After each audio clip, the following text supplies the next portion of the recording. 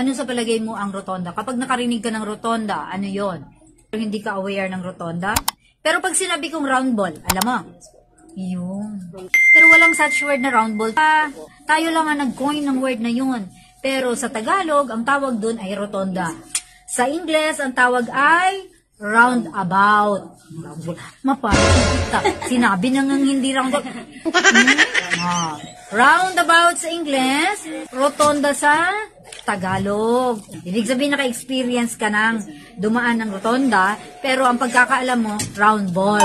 Kaya nung tinanong kita kanina rotonda, blanco yung mukha mo sa akin. O sa rotonda, alin daw dito sa mga sumusunod? Ang sasakyan na may karapatan sa daan, right of way. O letter A.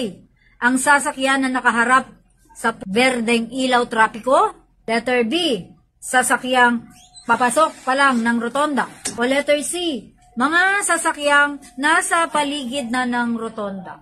Okay, bago yan, shoutout po muna kay Eric Lima ng Villanueva, Misamis Oriental.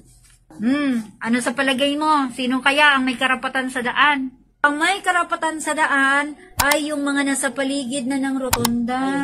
Ikaw papasok ka pa lang, nakita mo may nasa paligid na ng rotonda and they are about to turn. So wag kang sumingit. Ang gagawin mo, magma-merge ka sa traffic.